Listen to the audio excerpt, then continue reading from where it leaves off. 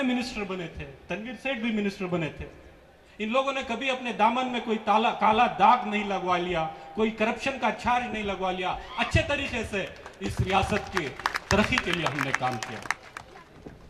लिहाजा मैं आज नौजवानों को आवाज देता हूं कि एक नई क़यादत की तामीर का काम शुरू कर दें। वो क़यादत जो अपनों के साथ साथ और कौमों का भी दिल जीत ले, उनका एतमाद हासिल करने में कामयाब रहे। और ये वही नौजवान कर सकते हैं जिनके दिल में मुल्क और मिल्लत का दर्द हो। और आने वाले दिनों में इंशाअल्लाह एक ऐसी क़यादत भी तामीर होगी। हो सकता है कि ये सारे लीडरों की दुआओं से एक ऐसी क़यादत तामीर होगी जो हमारे कौम को साथ लेकर के दूसरी कौम को भी हम लीड करके आगे चले जाएंगे।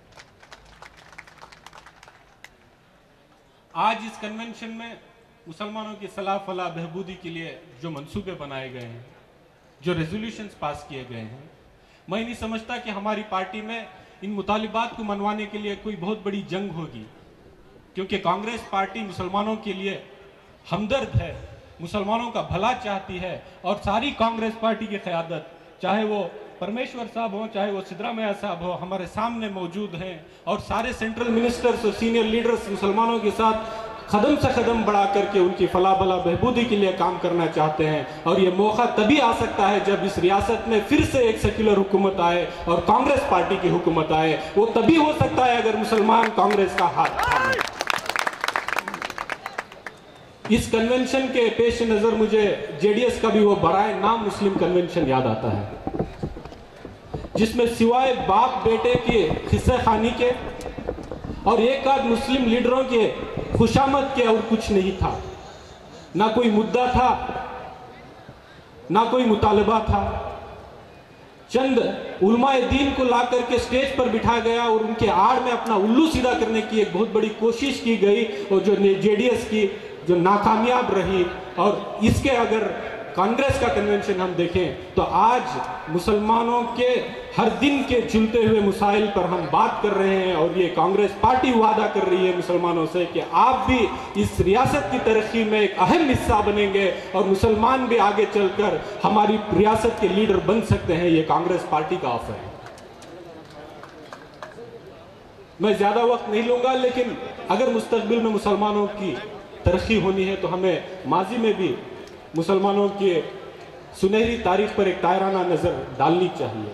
जब हुजूर सल्लल्लाहु अलैहि वसल्लम के बताए हुए इनकलाबी तालीमात के जरिए मुसलमान 7वीं सदी से लेकर 16वीं सदी तक दुनिया के 3/4 हिस्से पर पूरी आन बान और शान के साथ हुकूमत करता था। जमीन तो जमीन, समंदरों पर भी हमारी हुकूमत चलती थी। दुनिया के कई मुमालिक हमारी जुबान, हमारा लिबास, हमारा तहजीब और तमद्दुन के साथ साथ हमारा दीन तक उन्होंने अपना लिया था। और हम इल्म और अदब के जरिए इस दुनिया को बेइल्मी और जहालत के तारीकियों से निकालकर हमने उजाले अता किए थे। हम साइंस और टेक्नोलॉजी, मैथमेटिक्स, लॉजिक और केमिस्ट्री में कोई हमारा हमसर नहीं था। हम इल्म और अदब, तहजीब और तमद्दुन के आलम बरदार भी थे।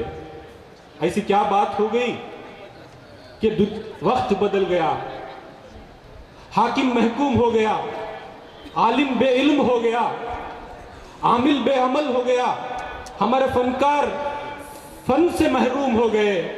ऐसी क्या बात हो गई कि वक्त बदल गया है और हमें इनके वजूहात को समझना होगा। क्योंकि ना समझोगे तो मिट जाओगे हिंदी मुसलमानों, ना समझोगे तो मिट जाओगे हिंदी मुसलमानों, तुम्हारी दास्तान तक ना रहेगी दास्तानों में। हजरत अल्लामा इकबाल का ये शेर अगर समझ सके तो बांगे दिरा है। अगर मुसलमान ये शेर को समझ जाए तो मुझे पूरा यकीन है इंशाअल्लाह कारवान मिल्लत मंजिल मकसूद तक जरूर पहुंच सकता है। और इसके लिए यहाँ स्टेज पे बैठे हमारे सारे मुसलमान कायदीन और सारे कांग्रेस कायदीन हमारी लीडरशिप लेकर के हमें आगे बढ़ाने के लिए काम करेंगे। और कांग्रेस पार्टी भी पूरी ईमानदारी के साथ हमारे कौम को जो मकाम मिलना चाहिए वो मकाम जरूर देगी।